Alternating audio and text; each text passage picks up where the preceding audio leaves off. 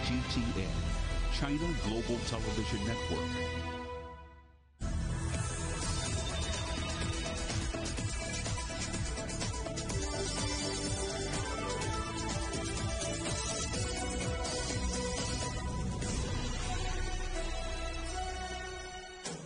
Live from London, this is Global Business. Hello, welcome to the programme. I'm Jamie Owen. And I'm Robin Dwyer. Our top stories. Gas prices soar as Russia reduces flow to Europe in the latest escalation in the energy standoff between Moscow and the European Union.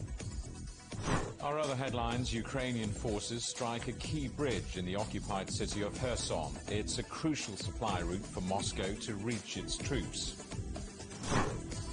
Grounded with nowhere to go, the German airline Lufthansa's 20,000 workers walk out in a dispute over pay. And a construction milestone. One Chinese company's first infrastructure project in the EU builds bridges in Croatia.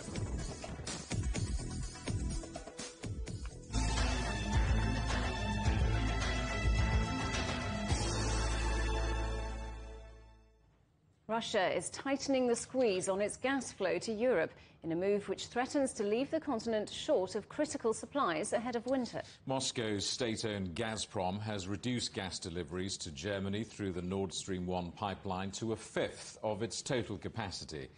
It's the latest escalation in the energy standoff between Russia and the European Union. Let's talk to our correspondent Stuart Smith in Moscow, and a reminder that journalists in Russia are working under media laws which restrict what they can report. Stuart, what's Moscow saying on this latest chapter? Well, the Kremlin representative Dmitry Peskov spoke earlier today on this. He said Gazprom is providing as much gas as is necessary and as much as possible, taking into account the European Union sanctions which prevent, he says, Gazprom from undertaking the necessary maintenance of the compressors that push that gas from Russia into Europe. We know one of them is making its way back from Canada, but others will now need to undertake maintenance, and indeed that means that the compressors will be out of operation for a few more months. The emphasis, though, is not on Russia saying it's reacting to EU sanctions by withholding gas, but simply that the sanctions make it technically difficult to undertake the necessary repairs. The Kremlin says that Gazprom cannot properly perform maintenance, change spare parts or carry out major repairs while these sanctions are in place. Dmitry Peskov, the spokesperson, says that once these sanctions are removed, then Gazprom would be able to increase its export of gas from Russia to the European Union. But for now, until that happens, indeed, it is only exporting this Nord Stream 1 pipeline at 20% capacity, in line with the recommendations of the technology regulator here in Russia. The EU totally refutes those technical and maintenance sanctions narratives from Moscow. Can other pipelines be used to make up the Russian shortfall? Well, there are some. There are 4 pipelines altogether, including the Nord Stream 1 pipeline, but none of them is running as normal, and that's the one that's least important for Western Europe to receive gas. The one that goes through Turkey sends half of its gas to Turkey, and only the rest goes to mostly Eastern European nations. There's another pipeline that goes through Poland, but that's been sanctioned by Russia, and so no gas can make it past Belarus. And the final option potentially would be a pipeline that runs through Ukraine, but with a key part of that pipeline now under control by the so-called separatist region of Ukraine. That's impossible, Ukraine's gas operator says, to keep running, because it cannot guarantee the safety if it doesn't control the whole pipeline. Indeed, the United States has offered liquefied natural gas, and that has been something that the EU has gratefully received. But with the hurricane season coming up, deliveries of that are looking slightly less comfortable. And also, there was one initiative outside of pipelines and deliveries by a Turkish minister who suggested perhaps Turkey and the United Nations could get involved again between Russia and Ukraine to negotiate some kind of deal on energy. But that is something that's at the very early stages and is not being talked about yet here in Russia at the highest levels. And so for now, it looks like Europe will not be able to reach that 80% target by the 1st of November. Stuart, thanks for that. Our correspondent Stuart Smith in Moscow. The price of gas has soared after Russia further reduced supplies to European countries. Critics have accused Moscow of using energy as a political weapon. Well, our correspondent Giles Gibson is in Brussels. Giles, how's Germany and the rest of Europe reacted to Gazprom further restricting gas supplies? Well, the German government in particular has really been pushing back against that narrative from Gazprom that Stuart was just explaining for us there in Moscow. They are saying that this decision to restrict supplies on Nord Stream 1 is a power play. We've also been hearing from the German Finance Minister, Christian Lindner, in the last few hours or so. He's been talking about how the country is open to using nuclear power as a way to avoid any electricity shortages in the coming months, especially over the winter. Germany currently has 3 nuclear power plants that are online, and they are now exploring the possibility of extending the life of those 3 nuclear power plants. Of course, Germany is the biggest economy in the EU. It's also, crucially, the biggest single importer of Russian natural gas in this bloc, and that's why there is so much focus on Germany, and that's why it is really just so exposed to this type of action from Gazprom and from Moscow. Here in Brussels on Tuesday, when we had energy ministers thrashing out that deal in terms of cutting the amount of gas that Europe uses, we saw a lot of talk about solidarity, a lot of talk about togetherness. But it has to be said as well that there is just this really long list of exemptions written into that deal, so it's not exactly an entirely united front from EU member states on this. You mentioned that deal when EU ministers agreed to cut gas consumption by 15%. Is that now going to be enough to avert an energy crisis this winter? Well, what we heard last week from the European Commission in that building just behind me was that they were aiming to cut Europe's gas consumption by 45 billion cubic metres over the course of the autumn and the winter. That roughly translates into that 15% pledge. What we're hearing in the wake of that deal being announced on Tuesday is that, by some estimates, this deal, with all of those different exemptions built into it, might mean that the EU only achieves about 30 billion cubic metres of savings. So that is really a shortfall from what the European Commission potentially was aiming for. We also heard from Kadri Simpson, who is the European Commissioner for Energy. She was insisting at a press conference here on Tuesday that even with all those different exemptions built into the deal, that the EU will have enough gas to get through what she described as an average winter.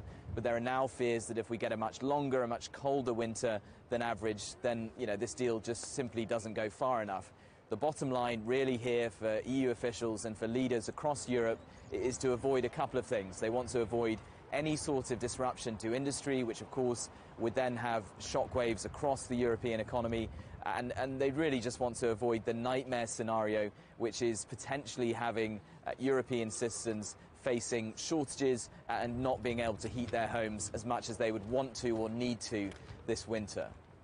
Giles, thanks very much. Our correspondent Giles Gibson in Brussels. Ukrainian forces have struck a key bridge in the occupied city of Kherson. Russia says it closed the bridge after it came under heavy shelling from long-range rockets. Route for Moscow to reach its forces. Meanwhile, at least one person has been killed in a Russian strike on a hotel in the Donetsk region. Let's talk to the Associated Press correspondent Nick in Lviv in Ukraine. Sam, Ukraine appears to be stepping up its counter-offensive in Kherson. Last night, Ukraine struck a key bridge in the southern region of Kherson. This was one of many strikes on bridges in that area in recent days. Russia needs these bridges in order to get military as well as weapons into the areas that they occupy. Ukraine's military says that it is purposely striking these bridges in order to disrupt the supply line. Russian state media said that after this bridge was hit last night, that it did have to close it. Now, this counteroffensive from Ukraine comes amid what analysts say is a push from Russia to hold referendum in areas that it occupies in order to annex them. Analysts say that Russia has a very methodical approach to annexing areas. It starts with seizing territory, then forcing the Ukrainians to exchange their documents for Russian passports, to use the Russian ruble, and that the next phase is that they're going to intimidate civilians and tie humanitarian aid to what they say is correct electoral participation. Can you tell us any more about this strike on a hotel in the Donetsk region?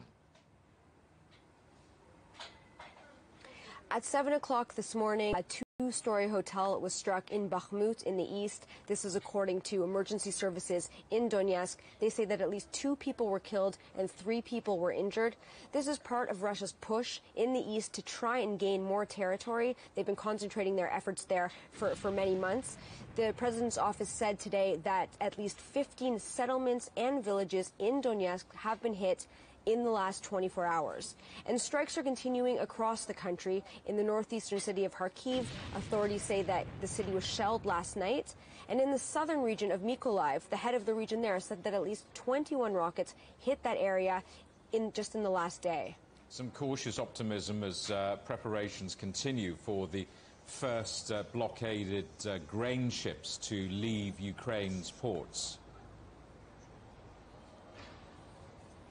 Despite the fact that there have been attacks on Ukraine's Black Sea regions in the past few days, this grain deal is moving ahead, says Ukraine, and that exports could go out as early as this week. Authorities in Odessa today said that specialists with the Navy and the Army are working to chart a safe passage for these ships, that they're going to be installed with special navigation equipment. This is for safety, which they say is the most important thing, and that the ships will leave in a caravan from the port, and that they will be led by one lead ship. In Turkey today, the defense minister inaugurated the Joint Coordination Center. This is the group that is going to oversee this operation. It'll have 5 officials, military and civilian, from Turkey, Ukraine, Russia, as well as the United Nations. And farmers I've spoken to in Ukraine say that they're optimistic about this deal. They're hoping it's going to allow them to export the thousands of tons of grains that is just sitting in storage, some of it which is about to rot.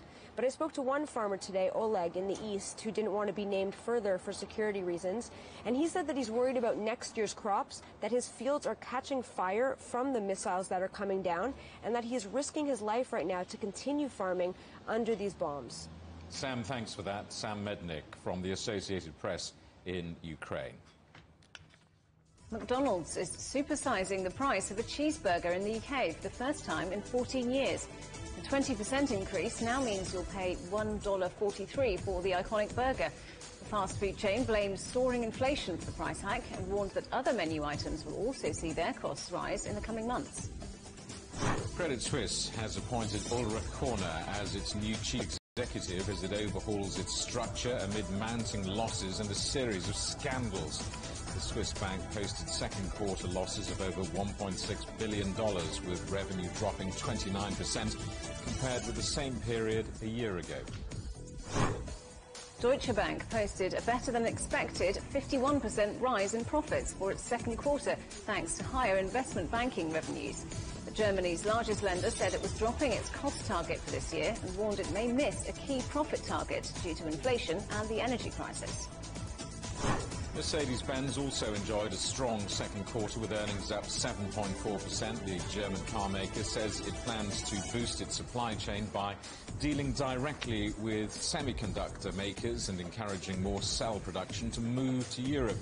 Mercedes also says it's drawing up contingency plans to cut gas use by up to half. You're watching CGTN. Still ahead. Takeoff time. The world's big airplane manufacturers, Boeing and Airbus, spy clear skies after pandemic lockdowns.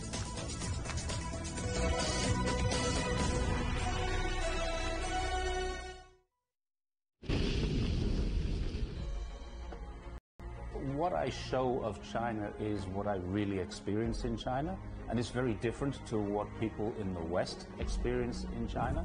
70 years ago, a small group of British businessmen travelled to China to unlock opportunities between the two countries. They became known as the icebreakers. I think it's fantastically important to educate British people about Chinese history and culture. We have sown seeds which in China have grown to very big trees.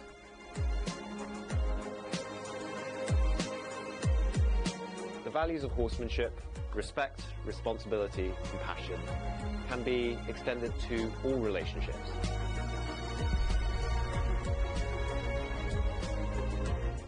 name is Max. I'm a food blogger. I grew up in China. Now I live in the UK.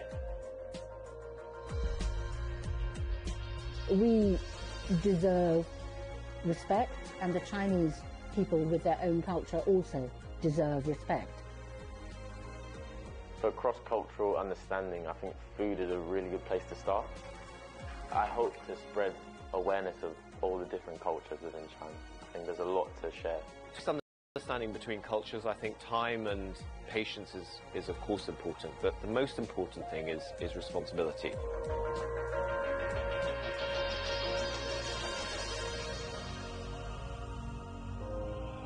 Meet the bridge builders, the individuals who dare to think beyond the horizon and open up our world.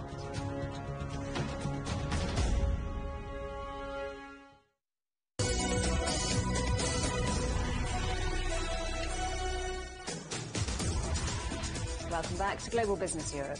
Just a reminder that CGTN is available to watch for free on all the major digital platforms, on Smart TV or online on Roku, Apple TV, Amazon Fire and Android TV, YouTube, Dailymotion, CGTN.com and the CGTN app, and in the UK on Freeview.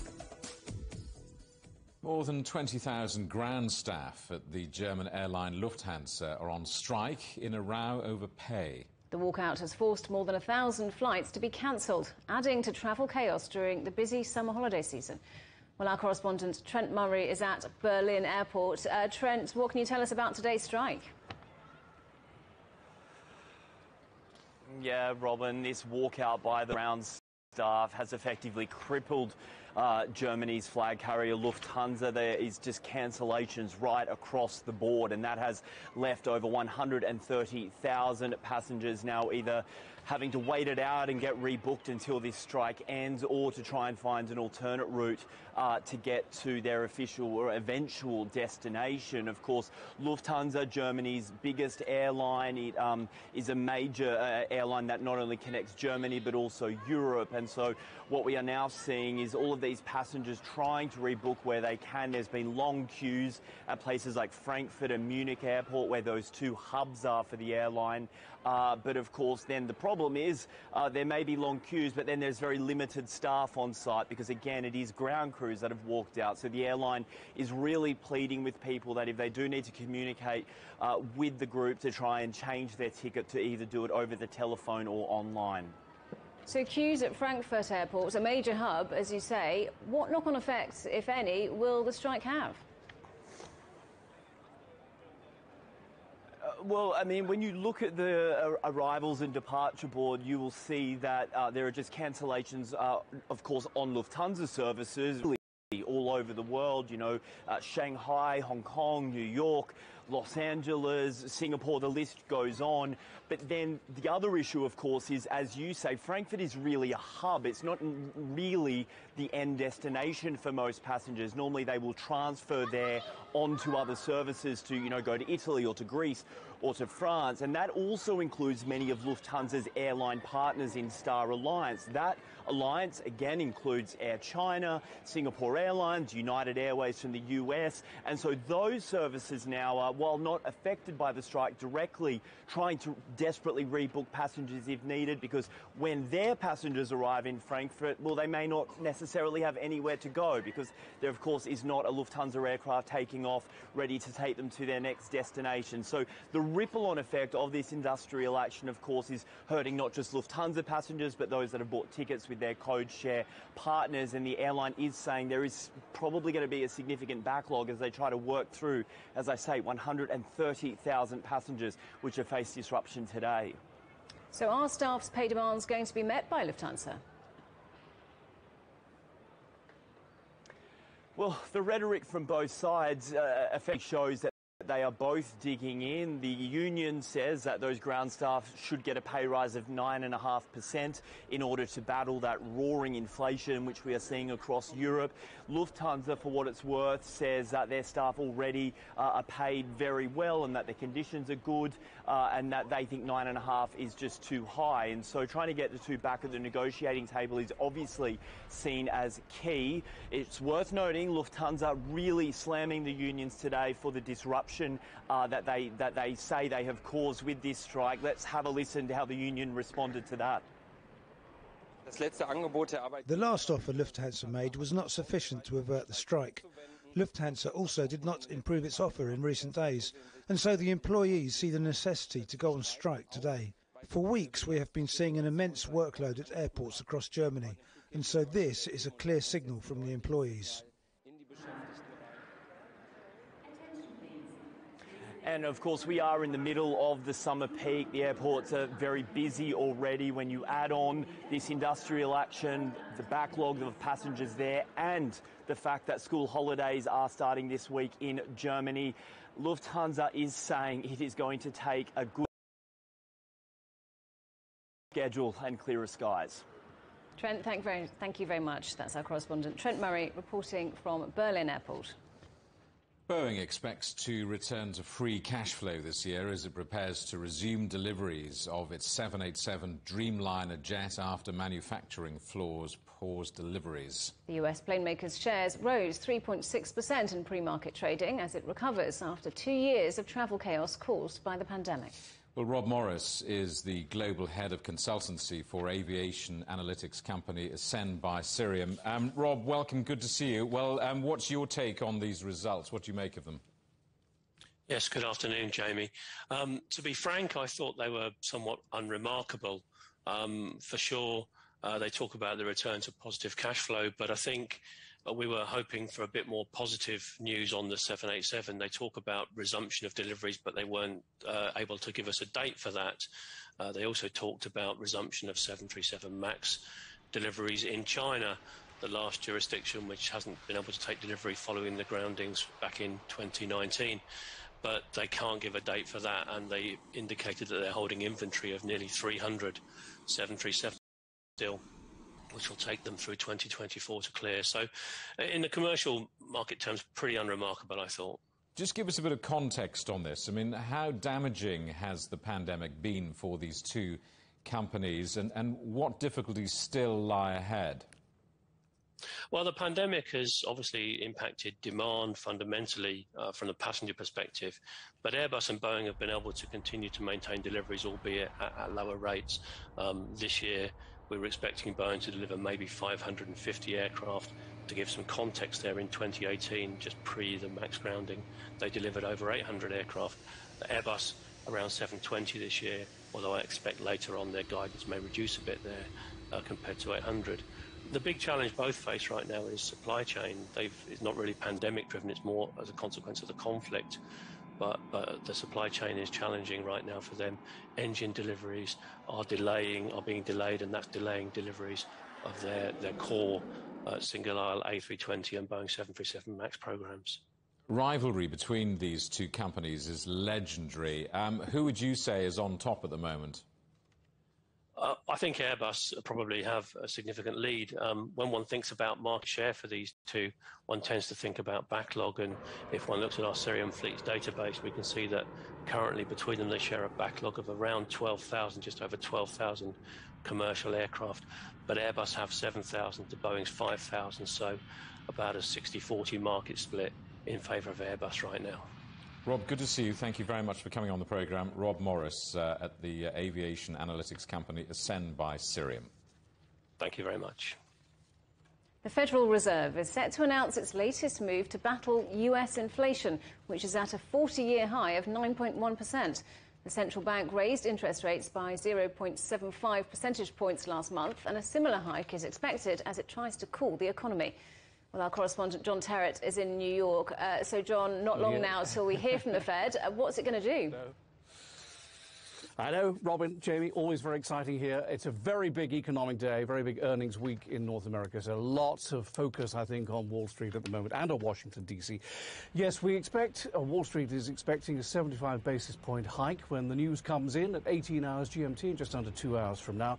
Of course, it could be 1%. They could say, look, we're really going all out to cure this inflation. Here's 1% and slap that in. But Wall Street thinks it'll be 7 basis points. That has certainly been baked into the numbers that we're seeing here today, which I'll get to in just a second. But the key for today doesn't really matter what the increase is. because, as I say, that's already in the system now. But what is very important is what Jerome Powell says in the news conference. So every time they do this, they have a meeting on Tuesday, a meeting on Wednesday morning. They announce at 18 hours G, and then there's a little press conference. And it's that little press conference that the focus is going to be on today, because will there be a hint about what they're going to do in September when they come back after their vacation? And indeed in November. Will it be 75 basis points, 50, 25? No one knows, but all the signs are it's going to be a little bit more moderate than it has been in June and July. Now, inflation is elevated at a 40-year high, but there are signs it's coming down. Not food, not rent, unfortunately. In fact, many landlords are being very greedy here and pushing rent up to astronomical levels, I've got to be honest with you. But there are signs that inflation is coming down. We've got the issue of pre-owned vehicles, which everybody else in the world calls used cars, but we call pre-owned vehicles here. They're coming down in price. Lumber, which is very important in the building industry here, is coming down in price, as is gasoline, which people are putting in their cars, of course, or petrol, as the rest of the world calls it. Now, if they hike today, which they will, this will be the fourth rate hike since March. Of course, the ECB did the same last week with 50 basis points. I realise that's a different jurisdiction and a different amount, but because the Federal Reserve is going so fast, that is why the dollar is so strong on the international exchanges at the moment. And they're all doing this to reduce inflation without causing a recession. But tomorrow at, well, early in the morning for me, 8:30, 12:30 G, we're going to find out if the US is in a recession or not, with negative or positive second quarter growth. Now, if it is negative, that will technically be a recession, and the White House and the Treasury will push back on that very heavily, saying, look, it can't really be a recession, because actually hiring is so strong at the moment, which it is a technical recession. And just to explain that, a recession is 2 quarters of negative growth, but there's much more to it than that if you're a proper, real economist who really knows his or her stuff. And that's the line the White House will take if it is negative tomorrow, guys. And John, after the market closes, we've got results from Meta to look forward to. Yes, Meta, which you know better as Facebook, of course. Shares up 5% at the moment, and that's because we had OK earnings from Microsoft and Alphabet last night. Now, how can that be, you say? How is it possible that Microsoft is up 5% now and Alphabet's up 7% and Meta 5%? When in fact the Alphabet and the Microsoft earnings were not very good. And it's true, they weren't really very good, but it could have been worse. That's the thing. In Microsoft's case, they warned they wouldn't be quite so good, so it got baked into the share price. The CEO was very bullish last night on the call about his cloud business, which is called Azure. And any little bit of good news, because these stocks are down so much, any little bit of good news really lifts them. And it's the same with Alphabet, stroke Google, stroke YouTube. They weren't snapping. Snapping had a very, very poor set of earnings last week, and it was worrying that the advertising might be down so much it hurts Alphabet. Well, it turned out not to be as bad. The revenue forecast was, it wasn't as low as had been forecast. So that is why those stocks are up today. Tailwinds, in other words, behind these technology companies for the first time in several weeks. And at the moment, we have the Dow up 0.4%, the Nasdaq 2.6%. This is where these technology companies trade, over at the Nasdaq in Times Square. That's up almost 3%, remarkable. S&P 500 ahead by 1.4%. And those Meta earnings, Facebook earnings, it'll all come down to the advertising. Is the advertising revenue coming in? Because there's a downturn in advertising coming. We know that. But if it's not as bad as they forecast, then Meta will soar like the others have done today. And that'll be in about 4 hours from now, guys. I'm sure we'll be talking about that tomorrow. For now, John Terrett in New York, Yes. Thank you. You're watching CGTN. Still ahead, the train to nowhere. UK Railways on stop after train staff walk out on strike over pay and conditions.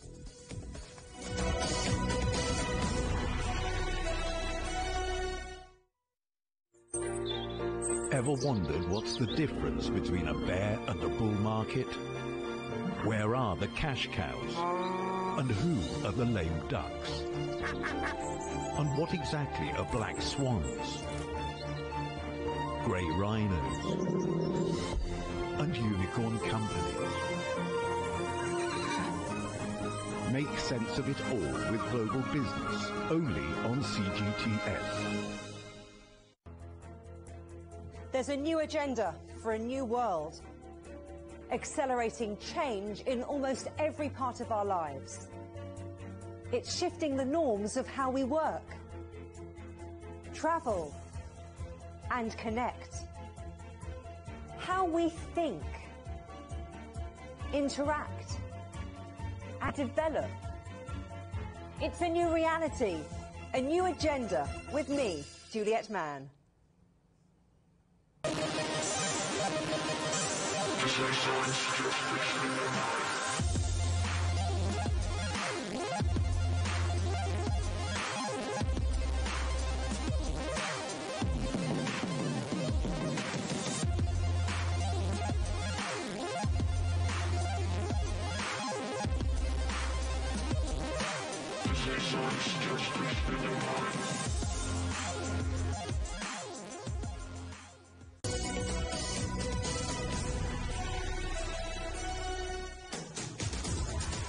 Hello, welcome back to Global Business Europe with Jamie Owen and Robin Dwyer. Our top story, gas prices soar as Russia reduces flow to Europe in the latest escalation in the energy standoff between Moscow and the European Union.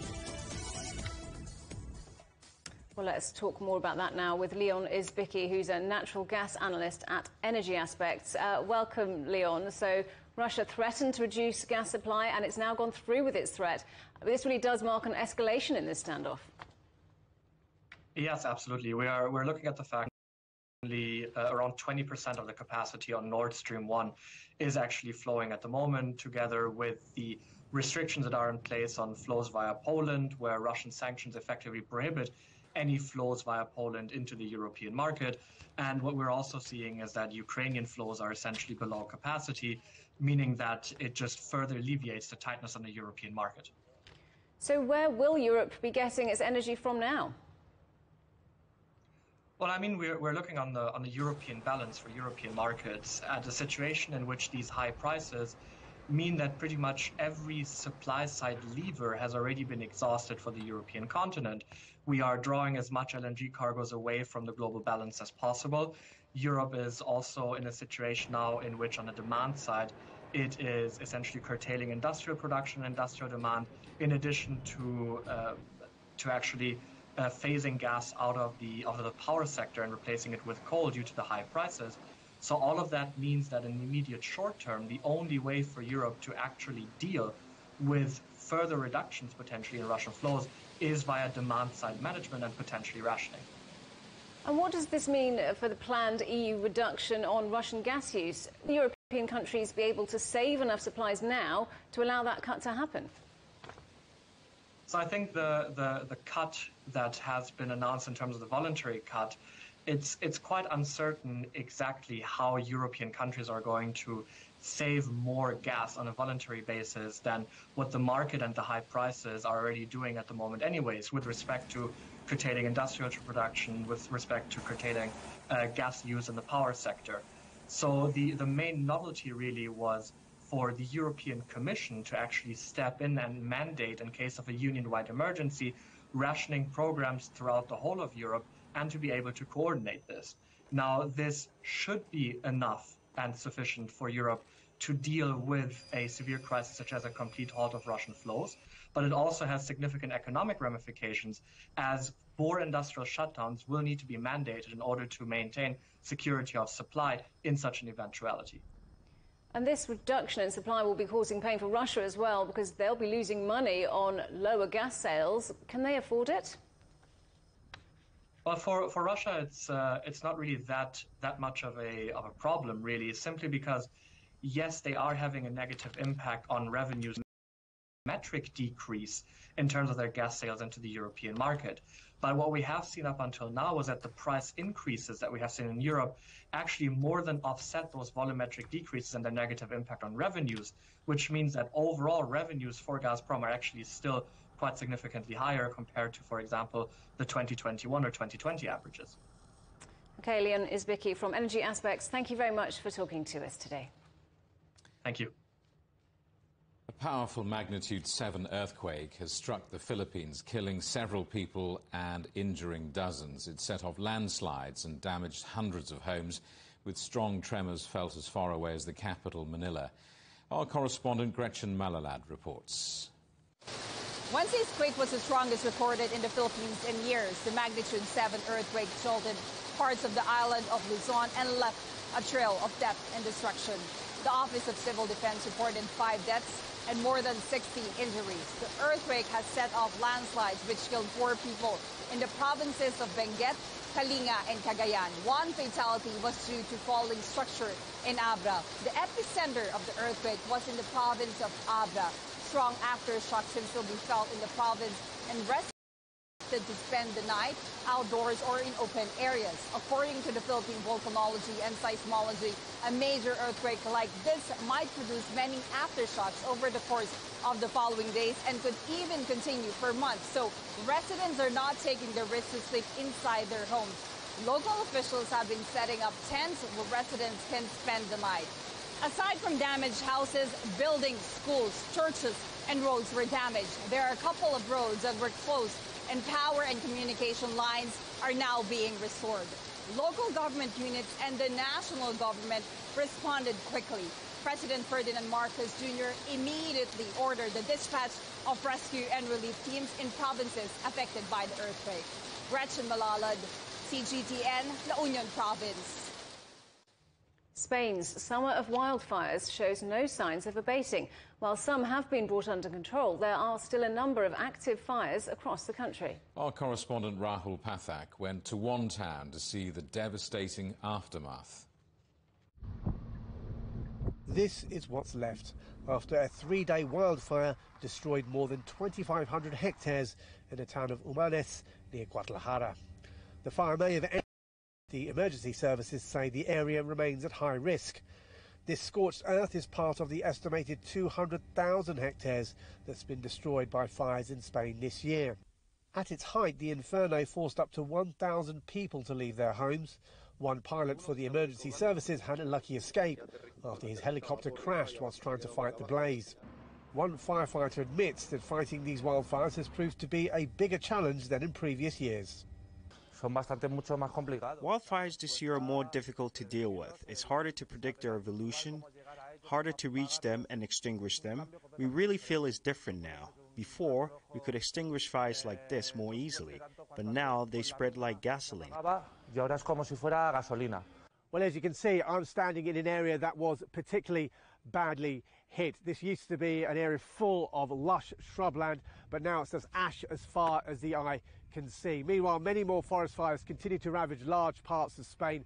The European Forest Fire System say this is the worst series of wildfires this country has seen since records began. Following the recent devastation here, the Spanish military, along with plane manufacturer Airbus, chose Guadalajara to run tests on their newly adapted aircraft. These planes can drop 20 tons of water in less than 10 seconds, and that could prove to be a crucial weapon in the fight against these intense blazes. What is absolutely clear is that our summer times now last a lot longer. They're at least 5 weeks longer than before. This is what studies conducted by the Meteorological Organisation of Spain have shown. This has been happening for a number of years now. All of the problems that are directly attributed to wildfires occur over a longer period of time. We don't have a summer season of June, July and August like we did in the past. As this area tries to recover, people here are fully aware of the warnings that climate change means such wildfires are likely to become more frequent, meaning they may well see more scenes like this in the future. Rahul Pathak, CGTN, Guadalajara. A top European court has upheld an EU broadcasting ban on state-controlled media outlet Russia Today. It was imposed just days after Russia's invasion of Ukraine, with Brussels accusing the network of systematic disinformation. The Kremlin says the court ruling is extremely negative and warned of retaliatory measures against Western media. The United States Justice Department is reported to be examining the actions and conversation of Donald Trump in the run-up to the 2021 attacks on Capitol Hill. It comes after the former president returned to Washington for the first time since he lost the election. In a speech, he repeated false claims that he won and hinted at a run for the presidency in 2024. I always say I ran the first time and I won. Then I ran a second time and I did much better. We got millions and millions more votes. And you know what? That's going to be a story for a long time. What a disgrace it was. But we may just have to do it again. We have to straighten out our things. Millions of rail passengers across the UK are facing travel disruption as union members take industrial action. The one-day strike is over pay, working conditions and the threat of redundancies. Our correspondent Andrew Wilson reports. The rail networks in England and Wales and parts of Scotland have ground to a virtual halt, with industrial action kicking in across the country. Only around 1 in 5 trains is running on around half the network, with some areas having no trains all day. Picket lines have been set up outside train stations, and passengers are being urged to only travel by train if they absolutely have to. There is convenience. Everyone understands the inconvenience, but everyone also understands that this is something that we need to do. If we don't fight for our rights, no one is going to fight for it. This is the summer of discontent that public and politicians were dreading. The unions going head-to-head with government and bosses over pay, over conditions and over modernisation plans. All this comes with the UK in the grip of a cost-of-living crisis. The twin prospects of massive energy bills and rising inflation are huge concerns.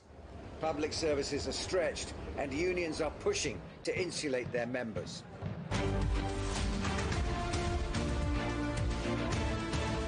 They both want to be your next Prime Minister. Well, the British government, meanwhile, is distracted, trying to choose a new leader. The economy is front and centre of the debates, with the Foreign Secretary criticising the former Finance Minister for the current tax burden.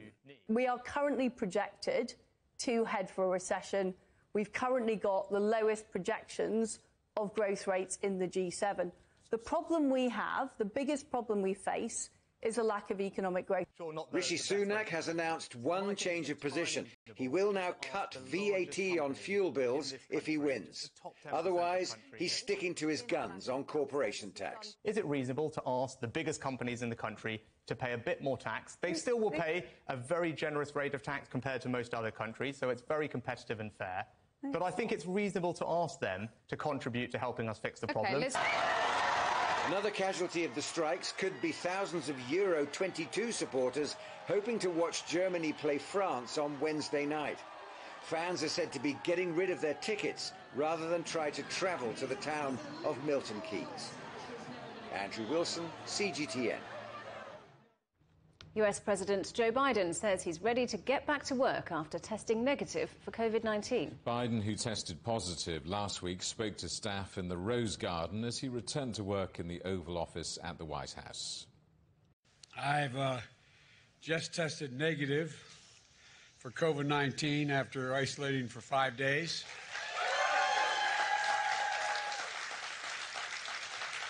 Thankfully, I'll now be able to return to work in person, but I want to thank you all for your well wishes, your prayers over this past week and the calls I've gotten. I also want to thank the medical team here at the White House for the incredible care they gave me. Fortunately, God willing, my symptoms were mild, my recovery was quick, and I'm feeling great. The entire time I was in isolation, I was able to work, to carry out the duties of the office and without any interruption. Australia's government is trying to decide what to do with tens of millions of COVID vaccines it bought but doesn't need. Vaccine oversupply is common among the world's wealthier countries, something experts say has come at the expense of vulnerable nations. Our correspondent Greg Navarro reports. Australia's government was excited about the arrival of one of the first COVID-19 vaccine shipments in 2021. The Eagle has landed. The government ended up purchasing more than 250 million doses through agreements for its roughly 26 million citizens. To date, less than a quarter of those vaccines have gone into the arms of Australians. I don't fault, for example, Australia going back to 2020 for ordering as many vaccines as they could identify as potentially useful, because there are a lot of unknowns. Many wealthy countries ordered far more vaccines than was needed to ensure their populations would be protected. By November 2020, countries making up only about 14% of the global population had purchased more than half of the first 7.5 billion vaccines to be made. That left poorer nations struggling to secure vaccines, as well as a global initiative called COVAX. It was created in 2020 to ensure fair and equitable access to every country. There have been a lot of avoidable deaths in low-income countries, and of course a lot of exacerbation of poverty and disadvantage as well. Australia currently has the second highest rate of new COVID cases per capita in the world. In fact, the top 5 countries are in the Indo-Pacific. Epidemiologists say what's happening here is the direct result of lower vaccination rates in poorer countries where Omicron is believed to have emerged. The vaccine then would have prevented widespread transmission and spilling over into the rest of the world. So it is a very short-sighted attitude at the moment because there will be more variants. Australia has donated about 40 million doses, mainly around the Indo-Pacific. So have other wealthier countries led by the US and China. But public health experts say it has not been enough. They also argue COVID vaccine men must change the way they do business. India and South Africa recently sought to have intellectual property restrictions held by drug companies removed so they could produce vaccines and ensure greater access. The World Trade Organization approved what Indian officials say was a half-baked version of the original request. It did not stipulate that manufacturers should share the actual methods of producing the vaccines. And for mRNA vaccines, that's critical. There is currently a glut of COVID vaccinations globally. Supply is no longer an issue. Health experts say until more is done to make sure those vaccines reach the most vulnerable nations, the virus will continue to impact every country, regardless of its wealth. Greg Navarro, CGTN, Sydney. You're watching CGTN. Still ahead, a corner of China that is forever France, why one of the world's biggest shop windows has a Gallic flavour.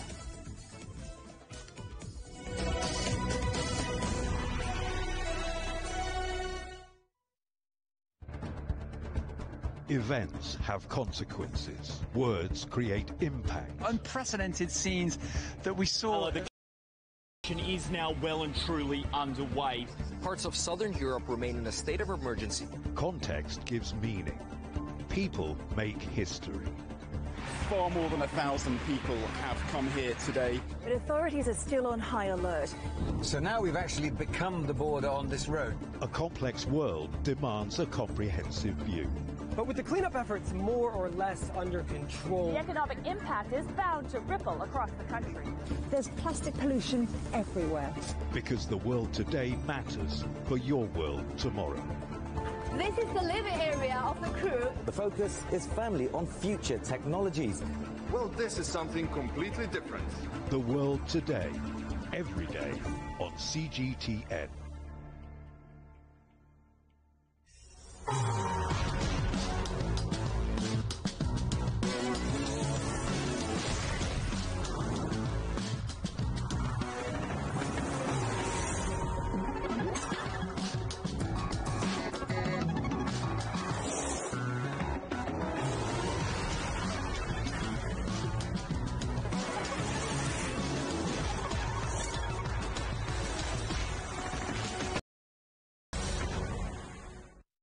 Soaring energy prices, surging inflation, strained supply chains. As costs spiral and goods run short, people are feeling the heat. Join us for a special new series, Crunch Time, starting August the 1st, here on CGTN.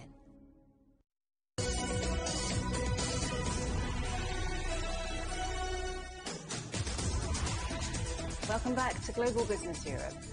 Well, let's take you to Iraq now, where we are looking at live pictures as hundreds of supporters of Shiite cleric Muqtada al-Sadr have stormed the parliament building in the capital, Baghdad. These are pictures from inside that building now. Parliament is preparing to vote tomorrow on a new president and prime minister. Infighting among Shiite and Kurdish groups has so far prevented the formation of a government.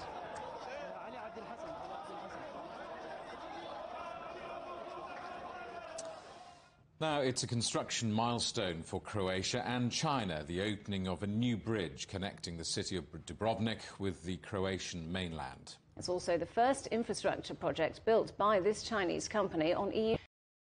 Our correspondent Alyosha Milenkovic reports. This is how the over 2-hour-long event ended. A spectacular fireworks display over the just-opened Packable Bridge. It culminated not just this ceremony, but the entire construction endeavor. It is just over 4 years ago that I was right here witnessing the beginning of the construction of this bridge. Back then it was hard to imagine how this rough in the middle of nowhere terrain would become what it is now. An umbilical cord that connects the two divided parts of the country. The Packable Bridge was built at the cost of $533 million. The bridge now connects the Dubrovnik area with the Croatian mainland, bypassing a small patch of Bosnia and Herzegovina that divided them for decades. It has become a source of enormous joy for the residents, who started gathering early in the day, hoping to be among the first to cross this over 2-kilometer-long construction marvel. This is a huge thing for the Republic of Croatia and Pelješac in particular, and the people living here. Croatian President Zoran Milanovic and Chinese ambassador to Croatia, Xi Jinping, were among the attendees.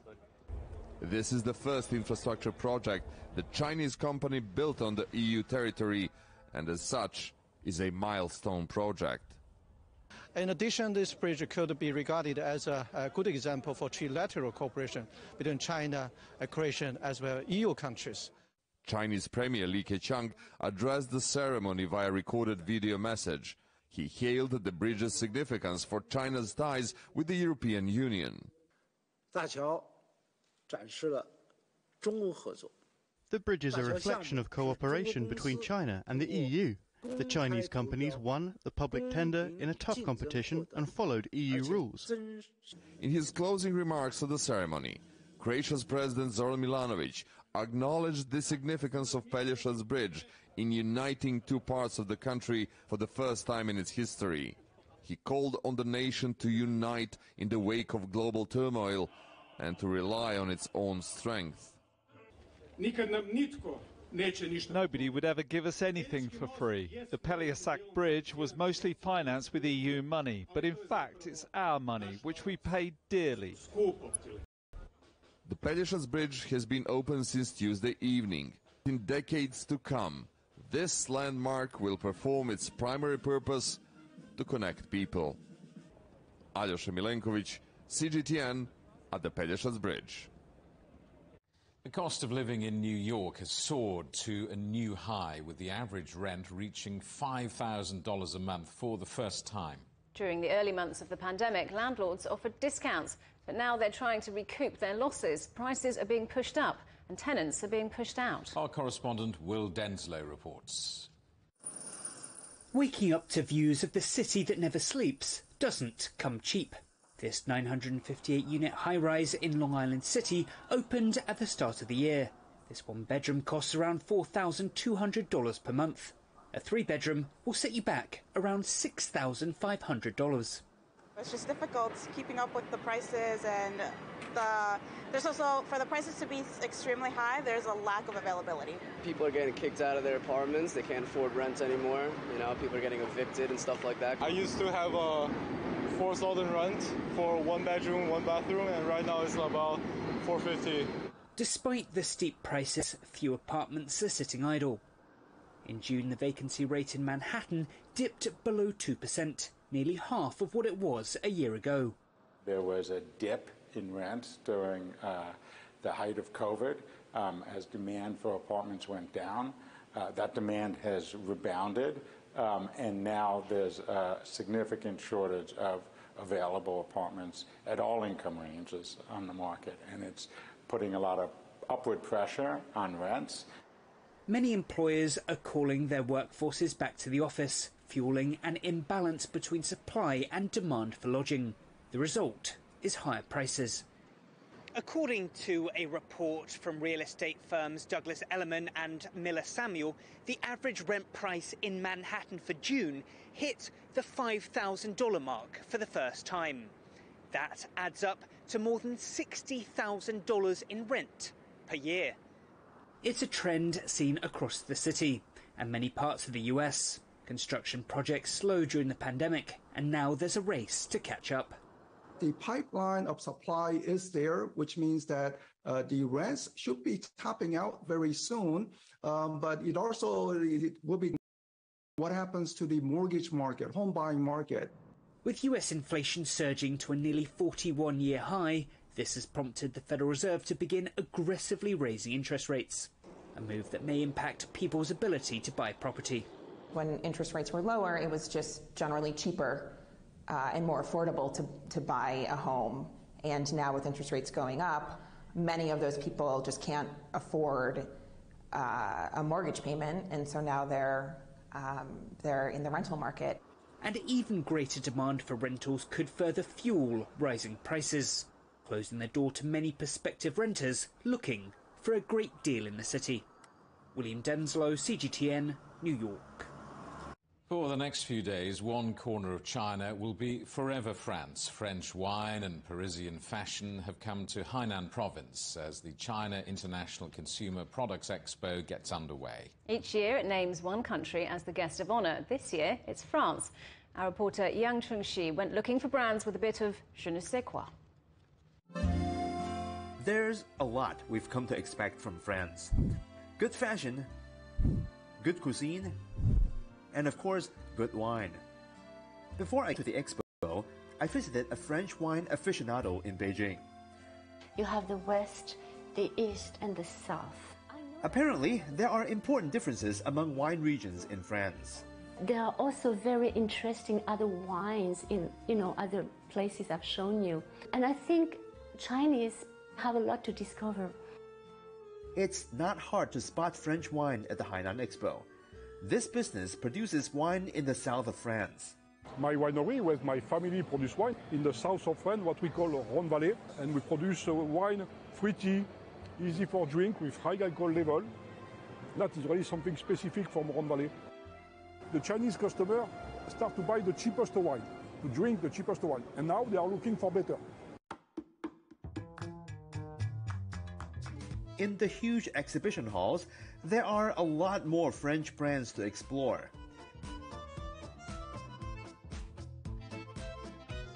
Cosmetics giant L'Oreal has an even bigger booth than last year. Yeah, we were very happy to see the President Macron, addressing the audience to say that, indeed France has something to bring when it comes to the style of life. Even if you're unfamiliar with wine and cosmetics, chances are you still find something of interest. This is what we call a packable suit. We wanted to solve the problem of many Chinese customers when they travel for business.